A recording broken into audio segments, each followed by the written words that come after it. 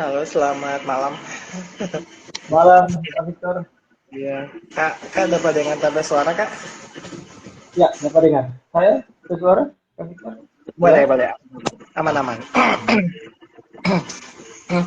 Oke, orang suka kedatangan taman baca cerita. Jadi, Kak, di Toram Live ini, DP narasumber orang sebut taman baca cerita. Sama halnya dengan orang nama program, yaitu baca cerita dengan dinding. Kenapa orang ngambil bahasa Manado? Karena orang pengen mengangkat bahasa-bahasa ciri khas daerah gitu. Dan juga pengen pengen mengingatkan kembali bagi teman-teman pengetahuan asli Manado yang sudah lama di luar, mengingatkan kembali soal bahasa-bahasa Manado. Jadi orang sengaja angkat orang program dengan sedikit ada bahasa Manadonya, itu bercerita dengan dinding. Oke, sudah kedatangan tamu bercerita, ada Kak Farlan Erlangga, benar Kak ya? Ya, nggak salah penyebutan toh Kak. Kemarin ini kemarin kita pertama kali kita ketemu itu kalau nggak salah waktu acaranya Aksara ya, Ya, Kak waktu itu. Victor Dan sebagai narasumber, kalau tidak ya salah. itu pertama kali kita ketemu. Dan Kak Farlan ini adalah ketua, sebutannya ketua apa di Aksara sebutannya apa Kak? Kalau boleh secara umum ketua, tapi kalau di internal biasanya supaya lebih unik, kita itu ada nama-nama unik. Jadi kalau ketuanya kita sebut Sultan, kalau sekretaris bendaharanya kita sebut Sri Kandi. Tapi kalau yang umum-umum ya ketua aja lah. Oh iya. Kak Farhan merupakan saat ini menjabat sebagai koordinator atau ketua dari komunitas Aksara. Disebutnya komunitas apa Aksara saja kan? Eh, Komunitas. Kita komunitas literasi, jadi ya komunitas Komunitas aksara Manado. Aksara begitu ya. Ya, oke. Kak Farhan, untuk mengawali obrolan kita gitu, kita tanya kabar dulu, gimana kabarnya Boleh. satu hari Ya, ini? alhamdulillah.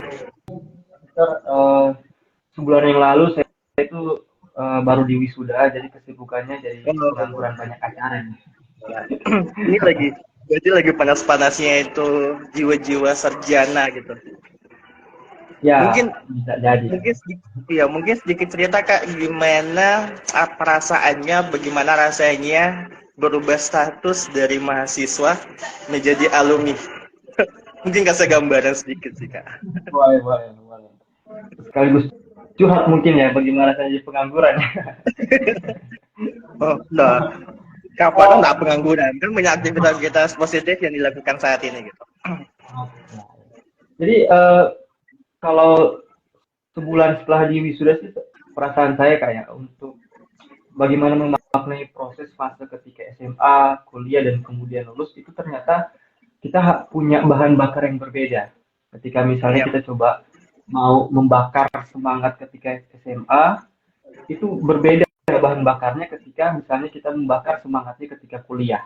Nah, pas lulus, saya kehilangan misalnya, wah, untuk membakar di tengah gempuran eh, buruan orang tua, CPNS, cari kerja dan sebagainya, untuk coba konsisten dengan apa yang saya bangun di awal semasa kuliah, saya kehilangan bukan kehilangan, kesulitan untuk mencari bahan bakar baru. Dan sebulan ini ya saya coba mau proses beradaptasi lah Kak, bagaimana tetap stay dan terlibat di kegiatan-kegiatan positif tanpa mengganggu kebutuhan-kebutuhan lain yang mungkin saya akan jalani ke depan.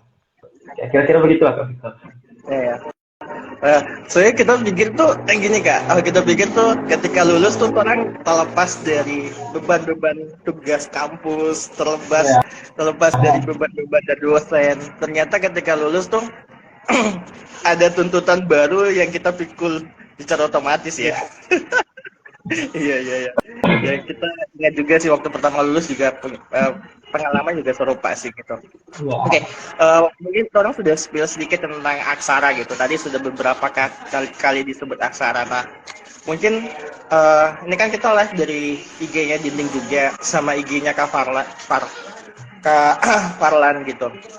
Nah, mungkin teman-teman atau relawan-relawan komunitas dinding itu belum tahu apa so itu aksara. Apa so aksara itu, komunitas aksara itu apa so? Mungkin Kak, mungkin tidak secara lengkap ya, tapi mungkin secara singkat aja. Mungkin sejarah singkat dari aksara itu apa, terus di dalamnya itu ada siapa-siapa saja yang terlibat di dalamnya gitu. Silakan Kak. Oke. Jadi gini, Kak Victor dan teman-teman yang nonton live IG kita, Aksara itu komunitas yang usianya sudah kurang lebih 4 tahun. Kita baru milad bulan lalu, sekitar ya sudah 4 tahun lah berjalan. Kenapa hadir Aksara Manado? Sebenarnya basisnya itu pertama kali kita buka di kampus IAIN. Dan foundernya itu Kak Syafwan. Mungkin Kak Victor pernah ketemu kan, sama-sama jadi pembicara waktu kegiatan kita kemarin. Dan saya ketua pertama karena generasi pertama yang ikut komunitas itu. Oh, oke. Nah, 2 tahun berjalan, kami memutuskan yang sebelumnya komunitas Aksara Manado itu tidak ada struktur yang jelas, sehingga semua tumpuan tanggung jawab program itu ke foundernya, ke Awan waktu itu. Jadi 2 tahun berjalan kita memutuskan untuk membuat struktur, dan anak-anak komunitas itu sepakat kalau saya yang menjadi ketuanya. Karena di samping saya generasi pertama, dan sampai saat ini saya pun generasi pertama yang masih bertahan aktif di satu-satunya generasi pertama yang masih bertahan. Dan ini sudah jalan 4 tahun, banyak program, dan kita konsen sebenarnya ke anak-anak SMA sama mahasiswa awal-awalnya. Nanti mungkin kita akan spill ya sebentar kenapa misalnya apa hubungannya aksara di usia 4 tahun ini dengan teknologi. Tapi kurang lebih kita komunitas yang bergerak di gerakan-gerakan literasi. Lebih bagus. Oke, jadi agak mirip-mirip ya. Komunitas dinding juga kalau mau dicerita, ya teman-teman kita pasti sudah tahu sih. Yang sudah mengikuti dinding Manado sudah tahu sejarah dinding. Nah, dinding juga sama sih Kak. Jadi awalnya juga berangkat dari gerakan dari mahasiswa juga. Jadi kita sama-sama penggeraknya tuh anak muda dari mahasiswa tuh yang membangun ini, yang punya suatu kerinduan, punya suatu apa ya, kebutuhan di lapangan yang sekiranya kita pengen merangkulnya itu untuk menjadi suatu wadah yang bisa kita arahkan ke track yang benar gitu. Karena kan kalau kita nggak dikasih gabung satu wadah tuh bakalan apa ya, nggak menyatu begitu Kak. Dalamnya. Jadi kita harus punya wadah, dan mirip-mirip sih. Kita juga bergerak di bidang literasi, komunitas ini juga bergerak di pendidikan anak-anak juga. Dan mungkin Kak di teman-teman aksara itu apa ya, dalam rekrutan orang-orangnya atau sebutannya apa sih, kalau di dinding kan kita sebutannya relawan. Kalau di aksara sebutannya apakah follower atau anggota atau gimana Kak kalau di aksara sendiri?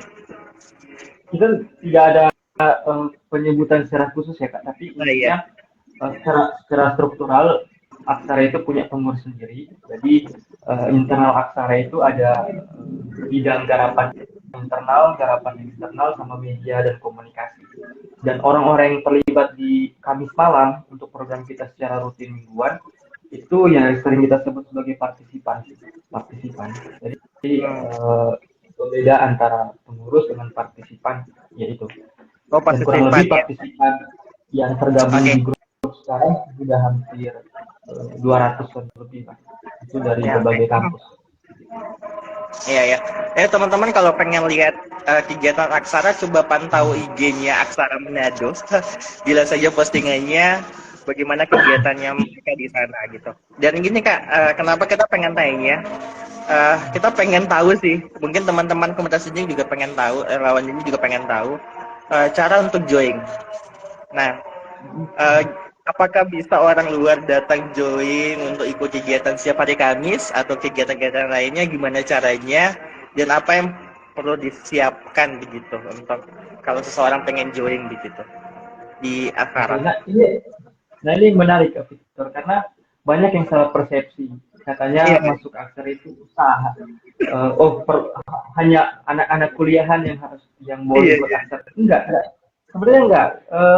di Kamisan itu kita buka secara inklusif ya, siapapun yang datang. Kenapa kami buat itu awal 2 tahun terakhir itu di kafe, supaya pengunjung yang datang pun bisa mendengar aktivitas kami. Dan itu terbuka untuk umum loh. Bahkan ada yang sudah kerja pun ada yang datang, ada yang sudah nikah pun ada yang kadang-kadang datang. Jadi cara kalau pertanyaannya gimana gabung Aksara, ya datang kami saja secara terbuka, kita membuka siapapun yang suka datang. Itu yang salah persepsi kadang-kadang kami harus mahasiswa katanya yang boleh ikut Aksara. Iya, iya betul. Berarti yang pengen yang mau terlibat tinggal datang saja di lokasi programnya atau kegiatannya, terus bisa berbaur, bisa mendengarkan, dan mungkin bisa berbagi sesuatu untuk banyak orang gitu ya berarti ya. Berarti memang tidak ada pendaftaran sama sekali, kayak suatu lembaga gitu, jadi nggak ada pendaftaran ya kayak. Iya. Ya, jadi ya buatnya juga di kafe, jadi terbuka untuk umum dong. Kayak gitu. Oke, menarik. Nah kemarin kenapa pengen ngajak teman-teman Aksara, karena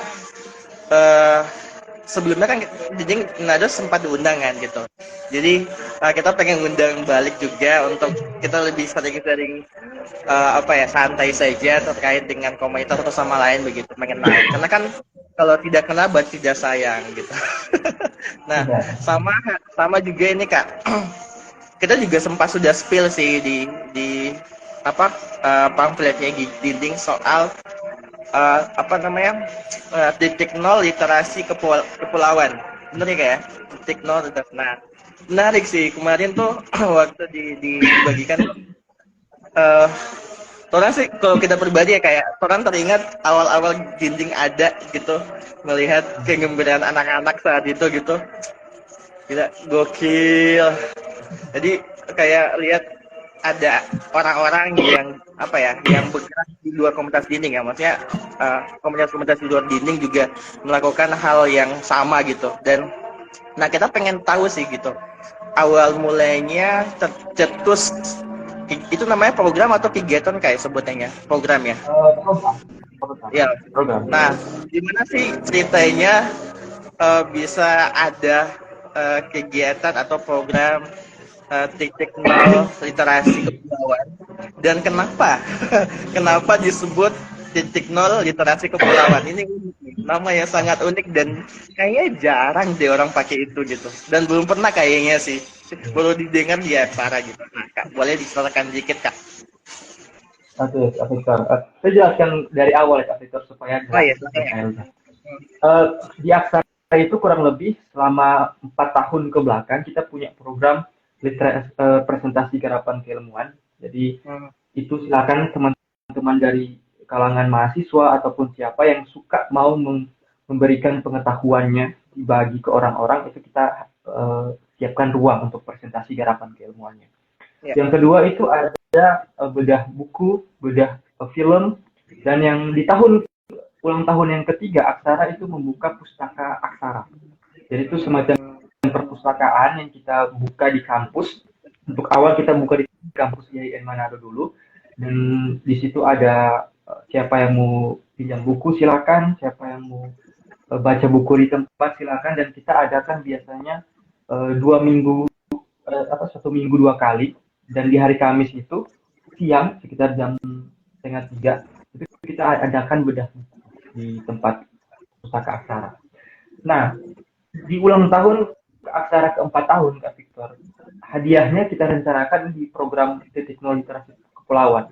Karena kalau misalnya di ulang tahun ke-3 tahun lalu itu hadiahnya kan pustaka Aksara, kita launching di hari Jumat. Nah, di tahun yang ke-4 kita rencana hadiah dari ulang tahun Aksara yang ke-4 tahun ya titik nol literasi kepulauan. Dan menarik, saya mau singgung tadi pertanyaan dari Kak Victor. Kenapa program ini ada? Kenapa dinamakan titik nol literasi? Yang pertama Kak Victor, program ini sebenarnya sudah dicanangkan sekitar 2 tahun lalu. Oh, sudah lama berarti ya. Wacananya itu sudah kita bicarakan itu 2 tahun lalu. Tapi belum ada SDM yang cukup untuk menggerakkan program yang besar ini. Karena kan kita coba mau keluar nih, keluar dari zona nyaman, kita tidak berhadapan lagi dengan misalnya ya berhadapan dengan mahasiswa, tapi berhadapan dengan anak-anak itu jauh lebih sulit loh, Kak Victor. Ya, mungkin Kak Victor paling paham lah. Saya harus banyak belajar. Dan kami belum percaya diri waktu itu, Kak Victor. Kami belum percaya diri dengan SDM yang tidak belum siap. Kami bersepakat untuk kita sisipkan dulu program ini. Di samping itu kita membangun SDM yang coba bisa menggerakkan program ini. Nah, menarik motivasinya setelah program ini terkubur selama 2 tahun, Kak Victor. 2 tahun. Dan terkubur program ini ceritanya selama 2 tahun, dan kami mengundang Kak Victor nih di kegiatan aksara sebagai pembicara.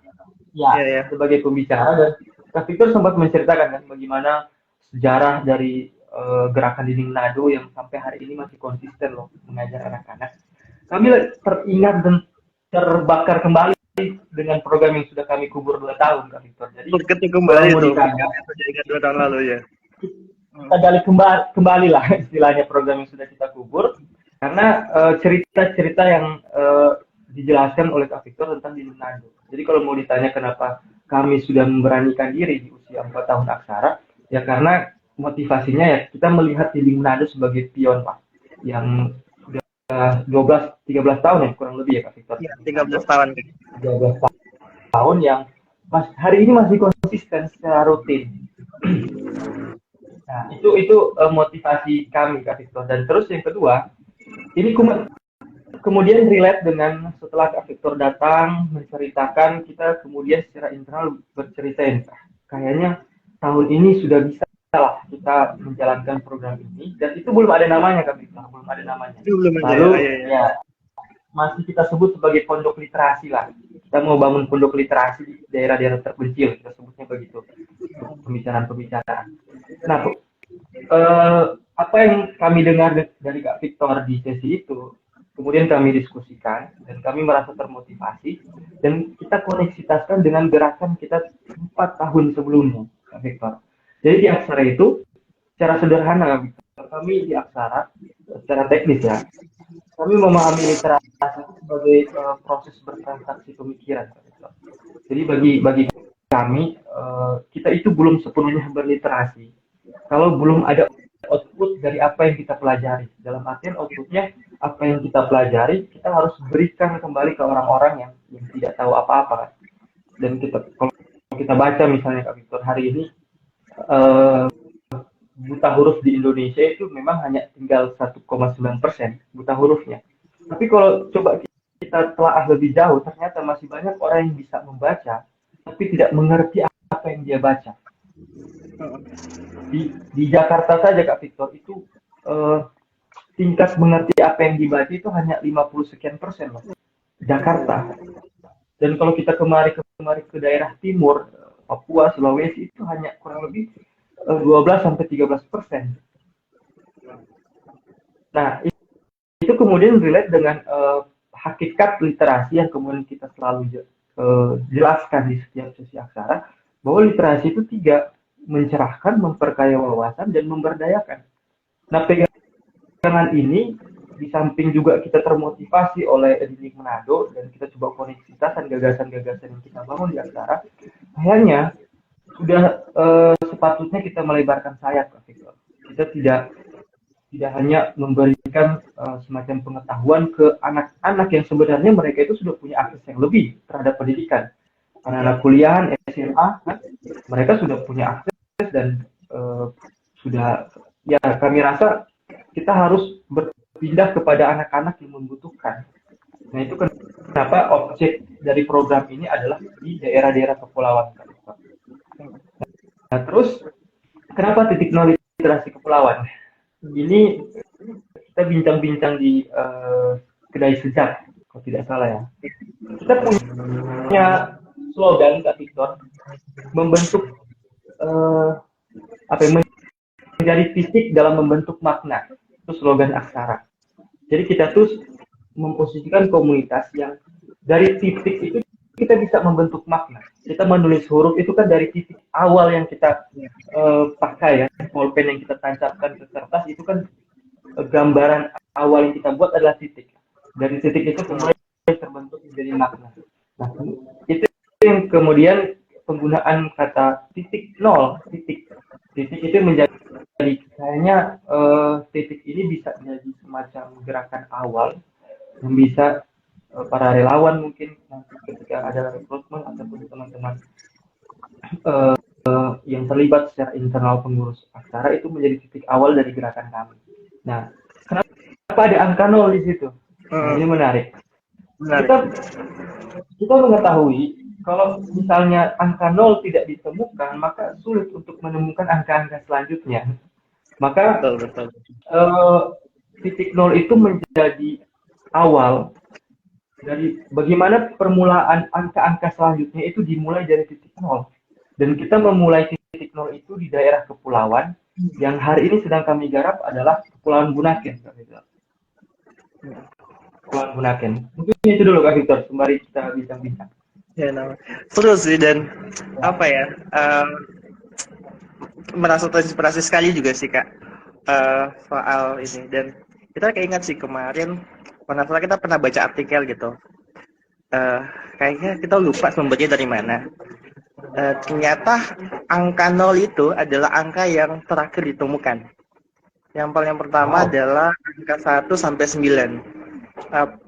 Para ilmuwan zaman dulu tuh, penelitian zaman dulu tuh memakai bagian matematika, fisika dan segala macam soal hitungan ya, kalau nggak salah ya. Itu tuh mereka masih pakai angka 1 sampai angka 9. Baru nantinya mereka temukan angka 0, bilangan 0 yang menjadi kesempurnaan, dan sekalipun dia adalah angka yang paling terakhir, dia ditaruh di angka yang paling awal gitu, menjadi apa ya, menjadi patokan gitu. Dan filosofinya keren sih, dari bagaimana dari sebuah titik membentuk pola sehingga menjadi sesuatu bentuk yang bermakna gitu. Karena kan kalau cuma sekedar titik saja itu kan tidak punya makna apa-apa gitu kan, kayak ya kan, huruf saja dia harus punya pola lurus, belok, baru membentuk suatu angka, kalimat, atau bentuk apapun sehingga bisa terbentuk suatu arti atau makna tersendiri gitu. Dan keren sih. Kita angka 4 jempol deh buat teman-teman aksara gitu.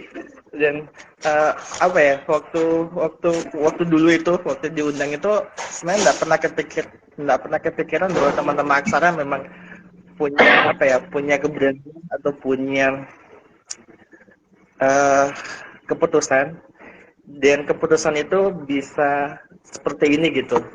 Waktu pertama lihat teman-teman aksara dokumentasinya waktu pertama kali itu, kita tuh kayak merinding sungguhan, betul Kak. Waktu pertama tuh kita merinding pas lihat postingan.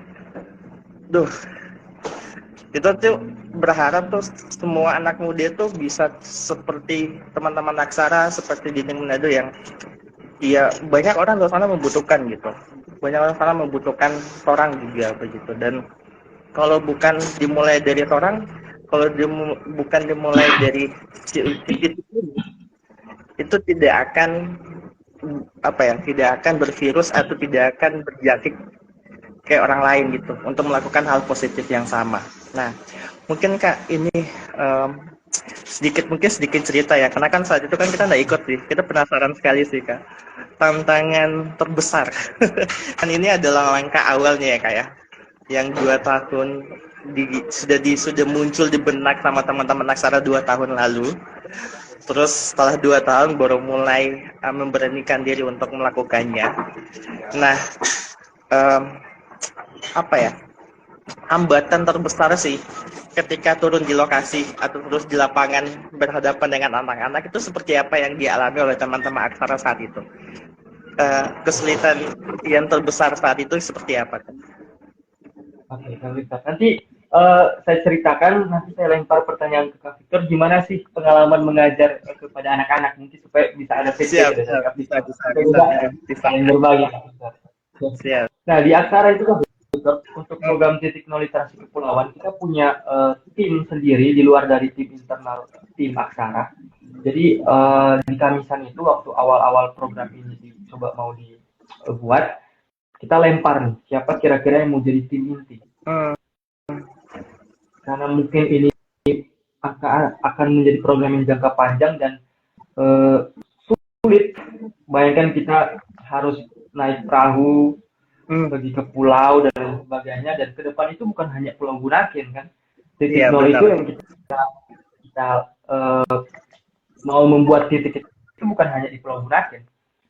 Ya, ke Hmm. depan mungkin ada pulau-pulau dan harus membutuhkan orang-orang yang punya giroh semangat yang tinggi untuk program ini, sehingga kami tidak memaksakan siapa yang mau ikut silakan, siapa yang tidak mau ikut silakan. Dan kami dari saya selaku ketua dan founder Awan itu tidak memaksakan.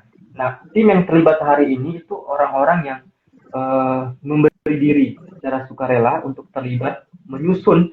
Kita 2 hari lalu baru rampung Kak Victor kurikulum titik nol literasi kepulauan. Jadi eh, saya kan anak manajemen pendidikan Kak Victor. Jadi Hmm. pemahaman saya belajar 4 tahun itu kemudian saya coba tertantang lah selama 4 tahun belajar di jurusan manajemen pendidikan, itu saya manifestasikan menjadi membuat kurikulum titik nol literasi kepulauan, dan itu dibuat oleh tim internal titik nol literasi kepulauan yang sampai hari ini tuh mereka sudah bekerja luar biasa tanpa digaji Kak Victor ya. Kita tahu bersama lah gerakan-gerakan ini tidak menguntungkan secara finansial ya. Bahkan Iya, benar. finansial kita justru yang digerogoti. Nah, eh, di program titik nol literasi kepulauan itu kita ada 3 unit Kak Victor. Unit pengembangan, unit akademik dan pengembangan kurikulum. Kemudian yang kedua ada administrasi umum dan perencanaan keuangan. Yang ketiga ada media komunikasi dan kerjasama. 3 unit ini yang kemudian merampungkan program ini ke depan, dan alhamdulillah kita persiapannya kurang lebih hari ini sudah sekitar 70% untuk persiapan-persiapan yang kita coba mau siapkan di daerah kepulauan. Nah, pengalaman jadi kemarin itu, kalau Kak Victor nonton kontennya kan kita sempat upload 2 video ya kemarin di Pulau Bunaken. Itu sebenarnya Kak Victor dokumentasi dari hasil observasi kita. Ah. Belum mulai kegiatan titik nolnya, tapi itu aktivitas observasi untuk merumuskan kurikulum. Jadi Hmm. kurikulum yang kita susun itu berdasarkan dengan kebutuhan anak-anak di daerah kepulauan, sehingga kita butuh nih data yang basisnya riset, dan tim titik nol itu selama 2 hari 1 malam di Pulau Bunaken kita berinteraksi dengan anak-anak selama itu, dan memang karena mungkin ya kita kalangan-kalangan yang terbiasa memberikan penjelasan kepada anak-anak yang sudah SMA, Hmm. mahasiswa, ketika berhadapan dengan anak-anak penggunaan kata ini kita bingung Kak Victor. Cara cara kita berkomunikasi yang membuat anak itu tidak bosan, kita agak kebingungan, sehingga ya awal-awal hari pertama kita ke sana itu agak kesulitan untuk beradaptasi. Yang sebelumnya kita tidak pernah sesering itu dengan anak-anak, banyaknya minta ampun, dan kita kewalahan jika Victor untuk bagaimana bisa anak-anak itu tidak ada jarak dengan kita. Itu kan harus dibangun dengan komunikasi yang efektif ya Kak Victor. Nah, saya lempar nih pertanyaan Kak Victor, gimana sih menghadapi anak-anak? Ya, di Manado sudah kurang lebih 13 tahun berhadapan Hmm. dengan anak-anak yang secara pendidikan ada yang tidak sekolah ya Kak Victor, ada yang sekolah tapi dengan latar belakang yang berbeda-beda Kak Victor. Gimana sih keluh kesah kesannya berhadapan dengan anak, kan tipsnya ini Kak Victor supaya teman-teman Aksara juga bisa belajar. Oke. Gimana Kak Victor? Ini berbagi pengalaman ya, kayak pengalaman kita pribadi. Sebenarnya juga kan kita juga bukan generasi awal. Kita juga bukan generasi awal-awal pertama dinding ada gitu. Kalau kalau teman-teman lihat live IG dinding, pernah ada satu teman bercerita itu generasi awal menceritakan bagaimana susahnya saat itu gitu. Nah, kalau kita pribadi sih Kak, ini sedikit sharing aja. Sebenarnya untuk mendekati anak-anak itu sulit ya, karena kadangkala tuh kalau kita berhadapan dengan orang dewasa itu, orang akan ingin untuk orang dewasa itu ya bisa mengerti apa yang kita sampaikan. Benar. Tapi kalau anak-anak akan berbeda. Nah, pendekatan yang kita pakai ini pendekatan masing-masing orang punya pendekatan beda-beda, dan juga relawan-relawan didik juga punya pendekatan yang berbeda-beda menghadapi anak-anak. Kalau yang kita pakai adalah, kalau kita berbagi sih Kak, kita tuh berupaya untuk menjadi seperti mereka, mengerti mereka dulu. Jadi kita melepaskan semua apa yang kita pengen sampaikan ke mereka, kita pengen masuk lebih dalam, mengerti hatinya dorang dulu gitu. Orang harus sebelum orang masuk ngasih informasi, ilmu, pengetahuan, yang paling pertama adalah kita ngambil hatinya dulu gitu. Kalau kita sudah dapat hatinya adik-adik, itu akan lebih gampang. Nah, gimana caranya? Kita gali kerinduannya, pengalamannya di rumah seperti apa. Terus kita belajar untuk bisa menerima. Kadang-kala kalau di anak-anak komunitas dinding itu, anak-anak dinding itu yang paling krisis itu adalah penerimaan. Bagaimana orang itu tuh agak susah diterima oleh orang tuanya. Maksudnya terima dalam hal gini sih Kak, menghargai apa yang mereka lakukan gitu, memberikan apresiasi gitu, itu yang kurang. Penerimaan dari adik-adik itu yang kita pribadi tangkap gitu. Artinya orang masuk ke situ, orang belajar untuk mengerti dorang, belajar untuk menerima dan memberikan apresiasi gitu, dengan hal paling simpel sih Kak, ucapan bilang thank you Dek, terima kasih gitu. Sekalipun kan orang dewasa nih Kak ya, orang sebagai dewasa tuh agak canggung untuk berikan terima kasih buat anak kecil yang bocil-bocil ini gitu. Tapi kalau bilang thank you Dek, so bikin ini, makasih nih gitu. Dari hal-hal yang kecil gitu. Ketika orang merasa diterima, orang merasa dihargai, dan orang merasa bahwa apa yang orang lakukan itu ternyata sampai kakak hargai gitu, dan itu tuh nggak dapat di lingkungan keluarga, di lingkungan sekolah bahkan gitu. Nah, ketika orang dapat hanya di kita, orang akan semakin dekat gitu. Nah, baru dari situ nih Kak, baru kita masuk, kita ngasih sesuatu yang berguna, misalnya pendidikan, mata pelajaran gitu ke mereka, masuk perlahan kayak gitu. Dan memang tidak gampang sih Kak. Mengajar anak-anak itu susah, dari kayak Kak bilang tadi, mengajar anak-anak itu susah ketimbang kita mengajar anak-anak dewasa, orang-orang dewasa. Yang paling terpenting adalah konsistensi sebenarnya sih Kak.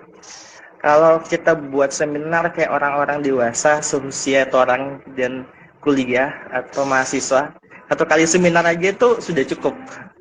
Satu kali seminar sudah cukup. Tapi kalau buat anak-anak itu harus berkelanjutan dan harus continue, terus menerus Kak. Itu sih.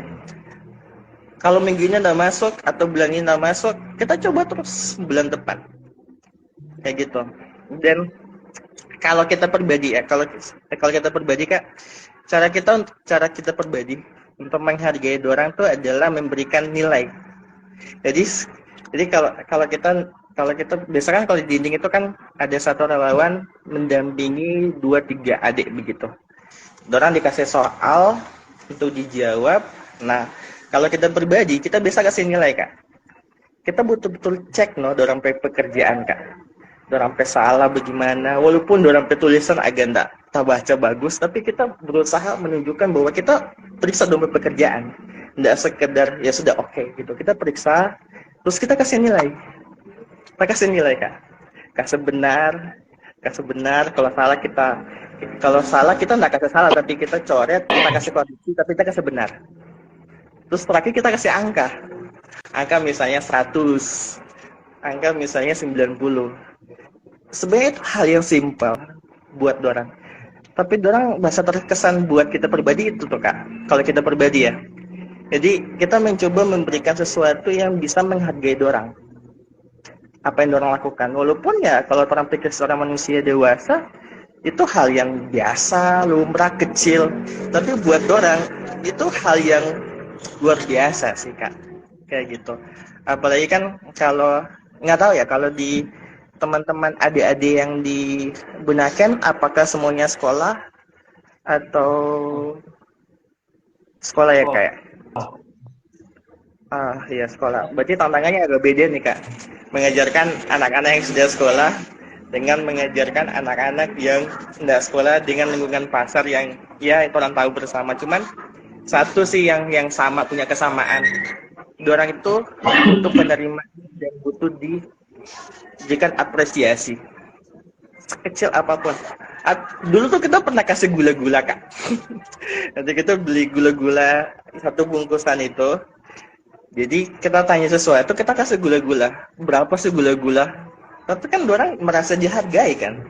Orang merasa bahwa kita dapat sesuatu loh karena kita jawab ini gitu. Orang merasa dihargai, dapat gaji gitu. Kalau orang punya pekerjaan itu dapat gaji. Kayak gitu reward begitu. Kayak gitu. Jadi itu Kak, kalau DP prinsip sih gitu sih. Sesimpel itu aja. Kita lakukan yang simple saja, yang tidak berat-berat. Tapi bisa mengena hatinya adik-adik sih. Kayak gitu. Tapi yang terpenting adalah ambil hatinya dorang dulu. Itu sih Kak. Nah, setelah itu dorang yang menarik, bagaimana Kak? Victor, setelah kita observasi ternyata memang apa yang kita jadikan sebagai hipotesis awal ketika kita coba merancang konsep ini sebelum turun observasi, yaitu terbukti di lapangan sih bagaimana anak-anak di sana itu memandang pendidikan. Jadi mindset tentang berpendidikan itu kurang di sana Kak Victor. Memang mereka sekolah, tapi kadang-kadang kalau kita lihat usia anak-anak remaja itu kesadaran mereka untuk lanjut sekolah ke jenjang yang lebih tinggi agak kurang. Kenapa? Karena kebanyakan anak-anak di sana bahkan dari kelas 6 SD, SMP itu sudah dapat uang dari ikut-ikut kapal wisatawan, kapal penumpang. Nah, jadi pikiran mereka, kenapa saya harus sekolah tinggi-tinggi sedangkan saya kelas 6 SD, SMP sudah bisa menghasilkan uang. Jadi mindset tentang pendidikan ya untuk mencari kerja kadang-kadang. Nah, itu yang nantinya akan kita coba luruskan bagaimana mindset mereka terkait dengan cara pandang mereka tentang pendidikan. Itu sih Kak Victor. Ya. Ini juga kita ingat sih Kak. Dulu tuh awal-awal kalau ditanya, apa mau dicita-cita kalau kita besar? Kebanyakan Kak, orang minta jawab itu pengen jadi pedagang. Lucu tuh Kak. Orang nggak ditanya, ini besar jadi apa? Jadi kayak tapi papa, jual di pasar, atau kayak tapi mama jual di pasar gitu. Cuma sebatas itu kebanyakan. Nah, sedikit cerita sih Kak, kalau orang kompetisi ini tuh ada nama program namanya Study Tour. Di sekolah-sekolah tuh pasti ada. Orang juga zaman dulu SD juga, zaman SD juga ada kan Kak, Study Tour. Nah, nih orang mencoba untuk bawa anak-anak ini ke tempat yang belum pernah mereka kunjungi sebelumnya, yang punya nilai edukasi, nilai pembelajaran, sehingga orang tuh bisa lihat bahwa ternyata di luar sana tuh ada ini loh yo. Di luar sana tuh ada banyak hal yang kita nggak tahu di luar sana, sehingga ketika orang tahu ada banyak hal di luar sana yang belum orang tahu dan orang tahu, perlahan orang akan berubah, orang sampai mindset kita sih. Mungkin saja sih Kak, mungkin saja setiap harinya orang tuh cuman berputar di daerah pantai, sekolah, main pasir, terus apa gitu, nelayan dan segala macam. Mungkin orang masih di situ, memang tidak salah, karena kan orang kehidupannya cuma di seputaran situ. Jadi orang pecit itu cuma sebatas itu. Mungkin ya Kak, mungkin ajak anak-anak itu ke tempat wisata yang punya nilai pendidikan, edukasi. Mungkin ya, mungkin itu salah satu jalan sebenarnya. Karena kan anak-anak itu nggak bisa dikasih langsung pengetahuan secara apa ya, satu arah Kak. Orang bisa. orang mesti ada dua arah, makanya kebanyakan orang pakai ilustrasi untuk menggambarkan sesuatu itu kita pakai ilustrasi. Video bisa jadi salah satu medianya, dan salah satu media adalah kita bawa mereka ke tempatnya. Ternyata ini ada loh tempatnya ini. Kayak kemarin orang ajak orang tuh ke bandara di bandara Samatolangi. Itu hal yang biasa buat orang. Oh, orang biasa ke bandara tuh hal biasa. Tapi anak-anak ini tuh ke bandara itu hal yang luar biasa. Sehingga apa? Pasti banyak anak yang menjadi pilot. Oh, kita pengen jadi pilot. Kenapa? Karena orang pernah ke bandara atau ngajak mereka ke tempat TNI gitu. Nanti ada anak-anak itu akan kepikiran bahwa kita jadi tentara gitu, karena kita lihat langsung gimana kehidupan tentara-tentara di sana gitu. Mungkin sekali-sekali Kak, ini nanti mungkin ya next time Kakak ngajak mereka gitu, mungkin perwakilan aja untuk ngajak ke tempat yang belum pernah mereka kunjungi sebelumnya, sehingga dorang dapat pengetahuan yang baru dan bisa punya keinginan cita-cita yang lebih besar dan lebih luas sih, kayak gitu. Dan ini sih sebenarnya baru awal sih, kayak masih banyak perjuangan lain gitu yang perlu untuk diteruskan gitu, karena memang di awal berdarah-darah sih Kak, dalam tanda kutip ya. Berdarah-darah tanda kutip, orang buang ego, buang kedagingan, keinginan duniawi, bisa jalan-jalan, orang buang waktu dengan sengaja untuk anak-anak gitu. Tapi percaya suatu saat orang akan menuai apa yang orang tabur gitu, pasti akan gitu. Dan ketika momen itu datang Kak, kelegahan dan kebahagiaan akan dirasakan secara pribadi itu spesial sih Kak, yang kita sering pernah rasakan itu gitu, ketika lihat anak-anak dinding yang sekarang, yang dulunya seperti ini, sekarang mereka sudah seperti sekarang gitu. Jadi satu kebahagiaan gitu, dan keren sih, sudah mulai dari titik nol, dan kita punya kepikiran sih, mungkin suatu saat kita bisa sama-sama untuk ikut sama teman-teman relawan, juga ikut sama teman-teman aksara, orang sama tujuan ke teman-teman adik-adik di kepulauan. Nanti orang ngatur gimana konsepnya, orang ngatur gimana skemanya, supaya teman-teman relawan juga. Sebenarnya orang belum pernah ke kepulauan sih Kak, belum pernah. Orang agak pengen juga sih, gimana mengajar anak-anak kepulauan ya, yang awalnya naik perahu terus sampai ke sana gitu. Itu juga seru sih, punya pengalaman tersendiri sih kayak gitu. Dan itu sudah sangat panjang ya sampai baca ceritanya Kak, karena sebenarnya konsep live ini tuh tidak ada pertanyaan yang bagus sih Kak. Jadi orang bertanya mengalir aja sih apa gitu. Mungkin sedikit sih Kak, kita pengen tanya soal pandangan Kak Farlan soal pendidikan. Karena kan kalau setiap anak muda kalau ditanya pendidikan apa, itu pasti punya jawaban yang beda-beda gitu. Nah, mungkin kita pengen tahu sih dari sosok si Kak Farlan memandang pendidikan itu seperti apa gitu secara pribadi dalam kehidupannya Kak Farlan sendiri. Baik Kak Victor, ini menarik ya. Saya juga cukup concern membaca buku-buku tentang pendidikan, gagasan-gagasan tentang pendidikan yang ideal Kak Victor. Jadi apa yang kami tuangkan di Aksara sebenarnya itu keresahan-keresahan tentang masalah-masalah yang kita lihat di pendidikan kita hari ini. 20% anggaran APBN yang dikeluarkan pendidikan. Tapi sebenarnya kalau kita bicara soal pendidikan, Kak Victor, banyak variabel, banyak aspek yang itu mempengaruhi. Kadang-kadang variabel yang A, B, C sudah tertutupi, tapi D, E, F-nya itu tidak. Jadi sebenarnya butuh support dari kalangan-kalangan dan stakeholder eksternal. Kayak kita tidak bisa mengharapkan pemerintah juga untuk menciptakan satu pendidikan ideal.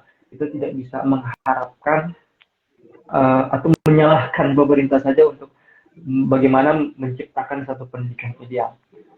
Sebagai dalam perspektif anak muda, kadang-kadang kita itu kan kalau mau ditanya Kak Victor, saya dari jurusan pendidikan, hampir banyak anak muda yang tidak mau jadi guru, Kak Victor. Bahkan Kenapa gitu? anak-anak atau mahasiswa-mahasiswa yang sebenarnya dari segi kompetensi dia itu cocok jadi guru loh. Kalau misalnya ini guru-guru yang punya kompetensi kayak dia dan kita punya seluruh guru kompetensi yang mirip sama dengan ya di atas rata-rata, kayaknya kita bisa menciptakan pendidikan yang ideal. Tapi hari ini minat orang untuk menjadi guru itu agak kurang. Kalau kita lihat misal negara di Finlandia, ya itu jadi kiblat pendidikan yang ideal dari dunia kan, dan pendidikan terbaik ya di Finlandia. Itu masyarakatnya itu hampir semuanya suka jadi guru. Bahkan jurusan pendidikan di Universitas di Finlandia itu menjadi jurusan favorit. Favorit ya. Ya, dan gaji tertinggi di Finlandia itu guru loh. Kalau kita coba melihat. Nah, jadi kalau kita lihat pendidikan hari ini banyak variabel. Kita kaji dari kacamata pendidiknya. Hari ini tidak ada lagi ya minat orang, apalagi anak-anak muda menjadi guru itu sangat kurang. Saya teringat kata-kata dari satu aktivis, seorang aktivis Tan Malaka. Dia bilang begini, Kak Victor, bila kaum muda telah belajar di sekolah dan menganggap dirinya terlalu tinggi dan pintar untuk melebur dengan masyarakat, maka sebaiknya pendidikan itu tidak diberikan sama sekali. Banyak ya, kalau kita coba lihat banyak yang ketika kita lulus dari program tinggi ternama, merasa status sosial kita itu lebih tinggi, bahkan anak-anak muda yang pintar itu terlalu gengsi untuk turun ke bawah melihat anak-anak yang sulit mengakses pendidikan. Dan komunitas-komunitas seperti di Manado, Aksara, dan komunitas lain yang bergerak di jalan yang sama, saya pikir kalau kita maksimal untuk gerakan ini, kita bisa menutupi variabel-variabel yang kurang dalam pendidikan. Bukan hanya pendidiknya, bukan hanya pendidikan formal ya, bukan hanya pendidikan formal. Karena pendidikan informal, karakteristik si anak pun itu lahir dari lingkungannya kan kadang-kadang. Ya, setuju. Pendidikan parenting orang tua itu bisa melahirkan karakteristik si anak. Jadi banyak variabel sekali untuk menciptakan satu generasi yang sangat amat produktif, dan itu dimulai dari anak-anak. Dan permasalahan kita hari ini, kita itu sebenarnya para orang-orang yang bergerak di jalan-jalan sunyi, Kak Victor. Berapa banyak sih anak muda yang lulus? Kalau kita coba lihat data, setiap tahun anak muda yang lulus, setiap tahun mahasiswa dari fakultas pendidikan, bahkan itu sebenarnya agak malu Kak Victor waktu Kak Victor menjelaskan, ternyata yang bangun di Manado itu foundernya ya dari mahasiswa kedokteran. Ya, kedokteran. Terus mahasiswa pendidikan gimana? Aksara pun dibangun itu dari mahasiswa hukum Kak Victor, bukan mahasiswa pendidikan. Enggak, Kak Awan itu dari mahasiswa hukum ya kayak. Benar-benar. Saya merasa kok mereka yang sadar, kita dari kalangan pendidikan itu tidak. Jadi banyak variabel Kak Victor, dan masing-masing stakeholder itu harus memanfaatkan ruang-ruang itu untuk membantu menciptakan pendidikan yang ideal sesuai dengan kompetensinya. Kalau kita melihat kenapa minat orang itu rendah untuk jadi guru ya, misalnya ada banyak variabel juga yang harus kita bagi, gajinya dan sebagainya. Dan ada teman saya Kak Victor, dia tenaga honorer itu hanya dibayar 300 per bulan kan, terbayang. Nah, jadi banyak variabel Kak Victor tentang permasalahan pendidikan yang sebenarnya gerakan awal kita itu hanya secerca masalah yang kita selesaikan. Sebenarnya masih banyak masalah lagi. Kurang lebih itu Kak Victor. Kalau menurut saya. Kita setuju sih Kak, soal masalah pergumulan pendidikan itu bukan hanya menjadi PR-nya pemerintah, tapi juga menjadi PR kita bersama orang yang peduli tentang pendidikan. Menarik dari penjelasannya Kak Farlan, kita teringat satu peristiwa atau satu kasus sih Kak, gitu.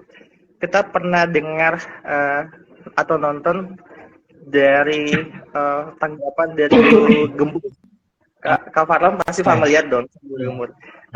Beliau mengatakan bahwa kenapa guru-guru kita itu punya dihargai kecil karena tidak punya spesialisasi gitu. Dia ngambil contoh kayak gini, seorang pilot gitu hanya dia saja yang bisa menerbangkan pesawat. Disuruh profesi lain menerbangkan pesawat nggak bisa. Dokter menerbangkan pesawat mungkin ada boleh, tapi kecil. Tapi kalau disuruh pilot atau dokter untuk menjadi guru di kelas bisa gitu. Itu salah satu paradigma cara berpikir yang kayak masuk akal juga sih. Kita juga sebenarnya bukan orang pendidikan ya, kayak kita bukan juga jurusan kita juga bukan pendidikan, bukan spesialis pendidikan juga.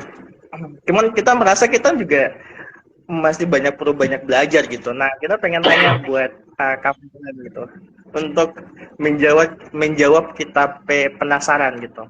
Sebenarnya kalau mau ditanya, Kak Farhan kan dari jurusan pendidikan, manajemen pendidikan ya. Kalau mau ditanya sih Kak, ini orang awam yang bertanya gitu. Apa sih spesialisasi seorang guru yang sebenarnya yang mungkin tidak dimiliki oleh profesi lain, yang tidak dipunyai oleh profesi lain oleh orang yang di jurusan lain yang tidak dimiliki mereka gitu, yang hanya dimiliki oleh mahasiswa atau lulusan dari pendidikan atau dari keguruan. Apa spesialisasinya gitu? Menurut Anda seperti apa? Ya, menjawab kita penasaran sih.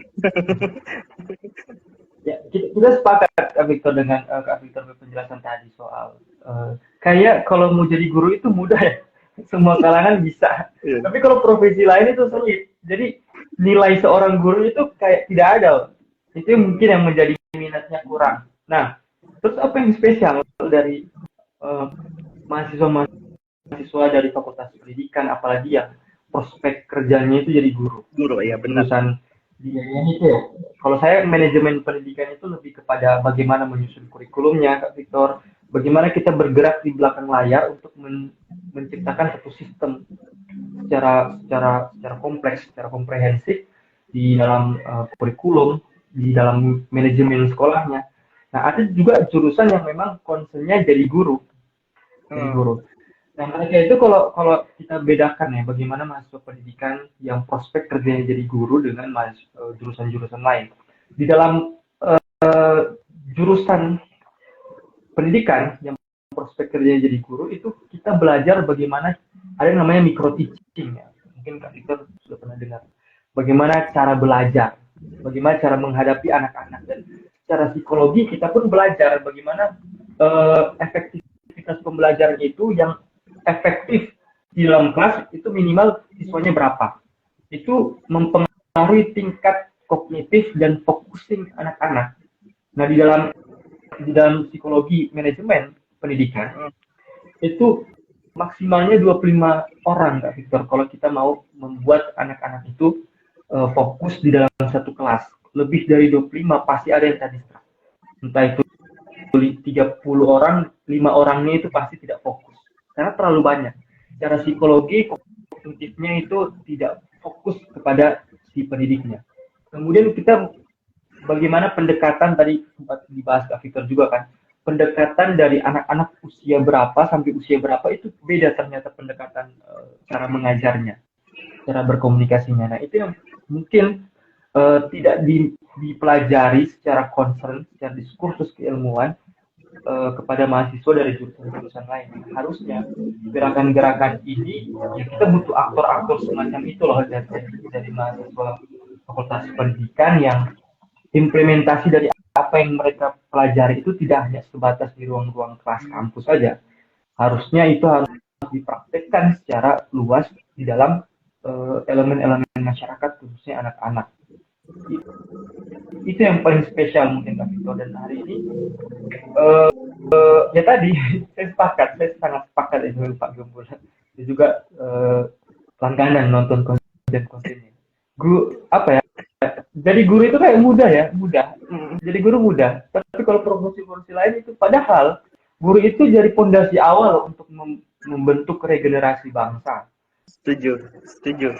Ya, itu kenapa alasan anggaran 20% APBN diberikan kepada pendidikan, karena ya itu, maksudnya kita mengharapkan 10 tahun, 15 tahun, 20 tahun Indonesia ke depan bagaimana, ya itu kan tergantung regenerasinya, generasinya.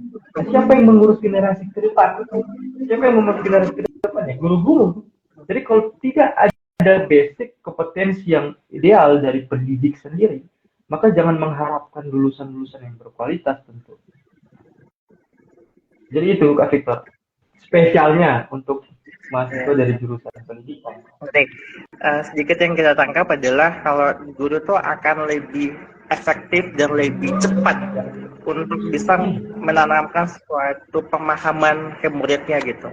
Mungkin itu agak sedikit berbeda karena punya metode, punya manajemen yang dipelajari secara detail atau secara spesifik untuk bisa mengembangkan muridnya tersebut. Oke, kita sih setuju sih, dan tiba-tiba kita keingat satu hal.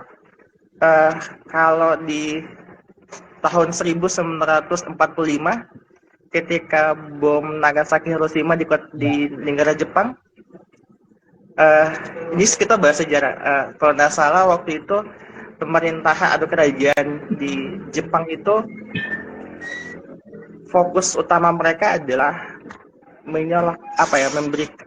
mengutus anak-anak muda yang tersisa itu untuk sekolah ke luar negeri gitu, dan mereka membangun, dan abis itu mereka kembali dan membangun Jepang. Kita lihat sekarang Jepang sekarang seperti apa, punya kemajuannya. Yang dilakukan adalah membangun SDM dari segi pendidikan gitu, dan ya orang bisa lihat contohnya itu sih sebenarnya. Dan memang banyak PR sih Kak kalau kita ngomong soal pendidikan di Indonesia. Pendidikan juga di Sulawesi Utara juga punya banyak sekali PR. Yang tadi soal upah guru yang cuma 300.000, wow, itu tidak sebanding sih sebenarnya sih. Makanya kenapa slogan pahlawan tanpa tanda jasa itu sangat-sangat betul-betul melekat, karena memang tidak diberikan jasa yang setimpal gitu. 300.000 dikasih tanggung jawab untuk membina satu orang individu yang orang tidak tahu ke depan bisa merubah bangsa kita kayak gitu. Itu sih memang dari upah guru. Terus juga kalau kita bahas kurikulum juga bukan bermasalah sih, agak kurang apa ya, ideal. Kalau orang ingat aja dari awal orang SD sampai SMA sudah berapa kali ganti kurikulum? Ya. Sudah banyak, ganti menteri, ganti kebijakan, ganti pimpinan, ganti juga kurikulumnya gitu. Dan sekarang kita sudah agak bagus karena menteri sekarang tuh sudah sangat di role yang benar. Yang menjadi konsen orang adalah mempertahankan itu akan terus berjalan gitu. Memang tidak ada yang sempurna sih, cuman kalau orang selalu mengharapkan sesuatu yang sempurna, ya tidak akan bisa, karena kesempurnaan hanya milik yang di atas. Kita mah bukan siapa-siapa gitu. Dan thank you Kak Farhan, kita banyak sekali dapat experience yang baru, bisa dapat pengalaman yang baru, bisa dapat pengetahuan, dan tambah semangat juga baru Kak, bagaimana menghadapi kapan kita main ke agenda di Manado ya Kak, hari Sabtu ya. Saya mau sebenarnya, tapi hari waktu. Insya Allah minggu ini nanti saya kontakkan Kak. Siap, ayo datang Kak. Sabtu ini ya, besok. Oh iya, besok Kak. Nanti supaya apa yang kita ceritakan waktu di Aksara itu Kak Farhan bisa merasakan pengalamannya sendiri gimana gitu. Anak-anak lo bisa dapat gambaran juga. Dan semoga Aksara bukan komunitas yang terakhir untuk bisa melakukan sesuatu yang baru di dunia pendidikan. Karena sebenarnya pada sejatinya tuh sebenarnya komunitas dinding itu ada untuk memberikan dampak bagi anak-anak dan juga dampak bagi orang banyak untuk kita sebagai apa ya, sebagai penggagas awal aja gitu. Iya. Kita pengen banyak anak-anak muda di luar sana yang punya kegerakannya sama, punya kerinduannya sama. Karena memang kita konsen di pendidikan, ya ayo kita sama-sama kerjakan PR kita di dunia pendidikan kayak gitu. Dan semoga semakin banyak anak-anak muda yang melakukan hal yang sama seperti teman-teman Aksara juga. Dan sukses juga teman-teman Aksara untuk kegiatan programnya titik nol literasi kepulauan. Itu keren sih, itu keren. Kita sering bikin nama program, cuman kalau kepikiran kata titik nol literasi kepulauan itu nggak pernah kepikiran sih. Itu sih keren. Tetap melakukan sesuatu yang baru, tetap berinovasi sesuatu yang baru, dan tetap memberikan dampak kayak banyak orang, kayak anak-anak juga di dunia pendidikan. Karena orang tidak bisa mengerjakan semua, orang tidak bisa berbuat semuanya, orang hanya bisa melakukan satu hal saja. Yang terpenting adalah orang fokus ke situ, gitu. Kerjakan itu, PR itu saja, kayak gitu. Kayak orang di dunia pendidikan. Dan apalagi ya, mungkin kuncinya adalah konsistensi, Kak. Yang kita pernah bilang kemarin bahwa memulai itu mudah, tapi mempertahankan itu yang susah, gitu. Dan memulai sesuatu dari teman-teman Aksara sudah sangat baik, tapi tantangan terbesarnya adalah mempertahankan itu terus-menerus tetap ada dan memberi dampak, gitu, kayak gitu sih. Nah, semangat. Mungkin 2 pertanyaan terakhir karena sudah cukup panjang. Ini live paling lama sih kayaknya sih, Kak. Paling lama ya? Paling lama sih, Kak, karena memang kita tidak ada konsep pertanyaan juga. Oke, 2 pertanyaan terakhir ini sudah singgung keras ini. Buat kita pribadi. Oke. Nah, apa pesan Kak Farhan secara pribadi bagi anak-anak muda di luar sana? Bagi anak-anak muda di luar sana yang mungkin mereka tuh punya kemauan di hati yang sudah ada untuk memulai sesuatu di dunia pendidikan, membantu di lingkungan rumahnya atau membantu anak-anak yang putus sekolah, mungkin sudah punya kerinduan di hati, tapi masih takut, tapi masih takut untuk memulainya. Nah, gimana pesannya Kak Farhan secara pribadi buat mereka nih yang sudah punya keinginan tapi masih ragu-ragu atau masih takut tidak mampu atau masih takut untuk memulai itu atau tidak mampu gimana gitu. Nah, apa pesan buat mereka sehingga mereka bisa mau dan berani untuk memulainya? Oke. Baik, Pak Victor. Saya yang menarik ini. Lalu saya juga bisa singgung orang-orang yang mungkin masih sudah punya kemauan tapi tidak mau. Itu kayaknya narasi yang ambigu ya. Kita suka tapi pakai cuman. Oh, kita suka terlibat kok, Kak. Cuman, nah itu biasa narasi seperti itu yang Kita kadang-kadang suka narasi-narasi pemanis lah untuk membenarkan apa yang menjadi keputusan mereka. Tapi intinya pesannya, Kak Victor, saya selaku yang 4 tahun di kampus dan terlibat dalam kegiatan-kegiatan produktif, memberikan misalnya terlibat sebagai pendengar, sebagai pembicara, dan hari ini kami memulai untuk coba memulai gerakan yang lebih luas lagi kepada anak-anak yang kesulitan untuk mengakses pendidikan, bahkan bukan lagi kesulitan mengakses pendidikan ya, tapi kesulitan untuk mendapatkan kualitas pendidikan yang layak. Mungkin itu kita banyak sekali sekolah-sekolah yang mungkin banyak secara formal ada sekolahnya, tapi secara kualitasnya yang mereka sajikan itu kayaknya belum layak dari segi fasilitas, pendidiknya dan lain sebagainya. Nah, itu yang akan kita gerakan ke depan. Nah, pesannya untuk teman-teman yang masih bingung, intinya coba dulu di awal. Langkah pertama itu kadang-kadang menjadi pemantik kita untuk konsisten ke langkah-langkah selanjutnya.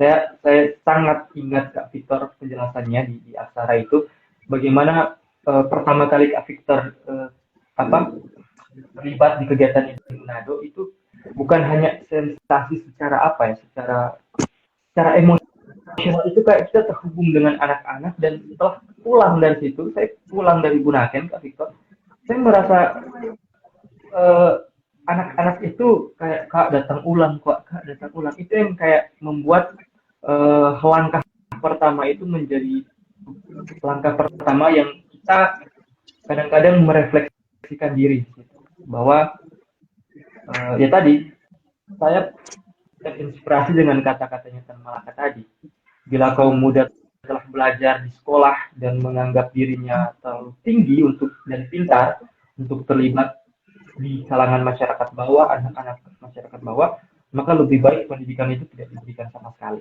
Maka tugas kita yang memiliki akses begitu mudah untuk sekolah tinggi-tinggi di universitas ternama, sekolah di sekolah-sekolah terfavorit, kayaknya kita juga punya kewajiban untuk memberikan apa yang kita punya, pengalaman yang kita punya selama 4 tahun di universitas, selama 3 tahun di SMA favorit, ke anak-anak yang mungkin kesulitan untuk mendapatkan akses pendidikan, kualitas pendidikan yang layak, Victor.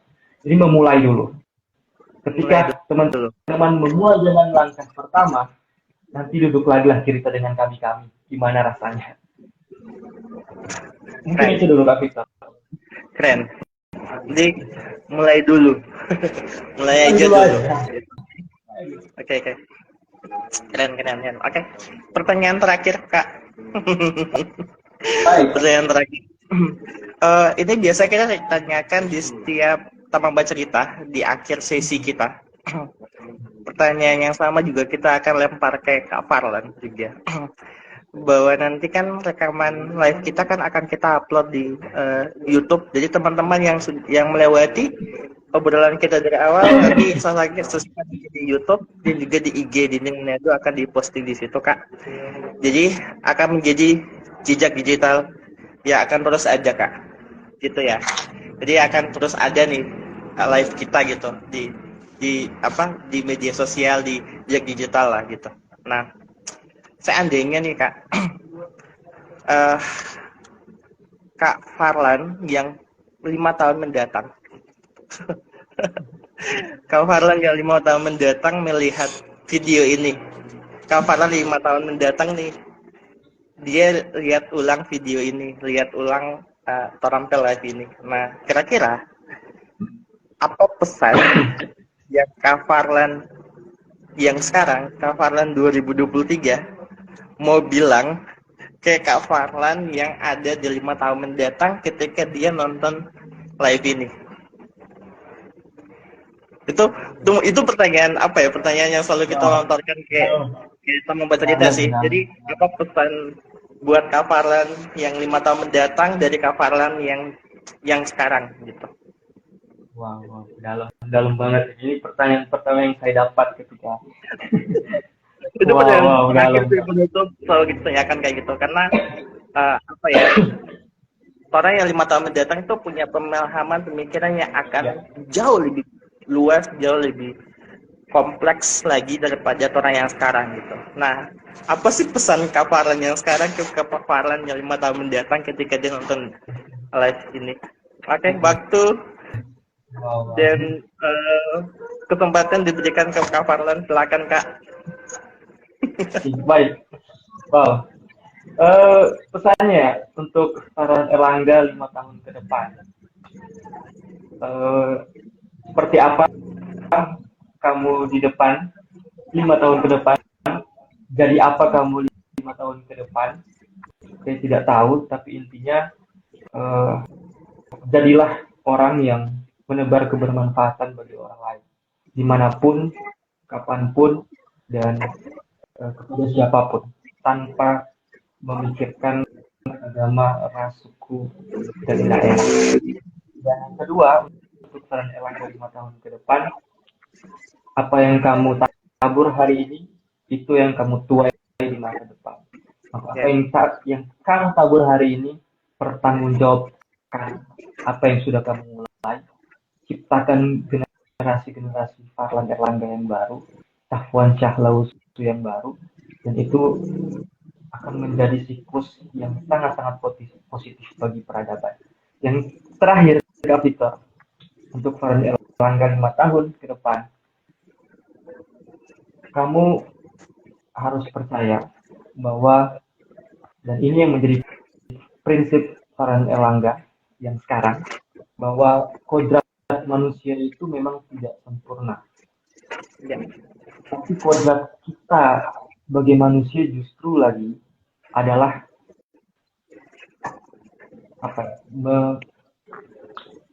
mengisi ketidaksempurnaan itu dengan saling menopang satu sama lain. Maka jangan bersifat individualis, jangan bersifat mementingkan diri sendiri, lihat masyarakat sekitar dan tebar kebermanfaatan. Mungkin itu Kak Victor. Terima kasih. Thank you Kak Farlan untuk ceritanya cukup panjang dan mau bilang ini adalah live terlama sih selama 23 episode. Ini live kita yang paling lama karena apa ya, seru aja pembahasannya. Kita menikmati sih tiap pembahasannya ada kayak gitu. Dan terima kasih teman-teman yang sudah setia nonton kita dari awal dan bisa bertahan sampai saat ini gitu. Dan kalau pengen nonton dari awal kita ngomong apa, kita bahas apa, nanti lihat aja di YouTube. Ada nanti di posting juga di YouTube dan juga ada di IG Dinding Menado. Jangan lupa di follow teman-teman, jangan lupa. Dan teman-teman relawan jangan lupa nanti follow juga IG-nya Aksara Menado. Dan kalau ada waktu dan kesempatan, ayo join karena pasti akan banyak dapat pandangan baru ketika mendengarkan orang satu forum berdiskusi kayak gitu. Kita juga pengen ke sana sih nanti di luar undangan. Kemarin pengen mendatang cuman tak pernah kesampaian. Kayak gitu. Dan juga teman-teman jangan lupa besok kita ada kelas mengajar juga seperti biasanya di Pasar Bersehati lantai 3 jam 1 siang. Buat teman-teman yang baru, ada juga beberapa teman-teman Aksara yang sudah DM ke IG Dinding bertanya soal kelas mengajar. Nah, saat ini kita pengen bilang gini, teman-teman tidak perlu takut, tidak perlu merasa tidak layak atau tidak bisa untuk mengajar. Tenang saja, soal mata pelajarannya sudah disiapkan, materinya kita sudah punya. Nanti tugasnya teman-teman adalah mendampingi adik-adik untuk belajar. Nah, sedikit spill untuk besok itu kita ada praktek. Jadi biasanya tuh sebulan minggu pertama, kedua, dan ketiga kita ada teori. Nah, di minggu keempat biasa kita praktek Kak. Praktek yang dipelajari selama sebulan ini. Nah, sebulan itu kita bahas tentang dampak dari hoax, dari berita bohong. Bagaimana anak-anak bisa punya rasa beradaptasi dengan berita-berita hoax yang banyak tersebar di media sosial. Nah, besok yang spesial adalah anak-anak ini akan diminta untuk buat konten yang hoax dengan konten yang benar. Bagaimana mereka mau terlibat dalam memerangi berita hoax yang ada di media sosial. Seru besok. Jadi jangan lupa ya, ikutan teman-teman. Besok akan seru sekali di kelas mengajar. Jangan lupa join besok. Kak Farlan juga kalau ada apa besok bisa. Nanti orang ketemu sama-sama di sana. Gitu. Dan sekali lagi terima kasih banyak Kak Farlan Erlangga untuk waktu dan kesempatannya. Terima kasih juga teman-teman Aksara Menado yang sudah memberikan kesempatan untuk mau berbagi juga, dan semoga kedepannya kita bisa saling kolaborasi, bisa saling sama-sama bergerak. Ya, sama-sama bergerak karena kalau semua sendiri nggak bisa gitu. Kita juga butuh tim, butuh pasukan juga untuk melakukan hal-hal yang benar di dunia pendidikan gitu.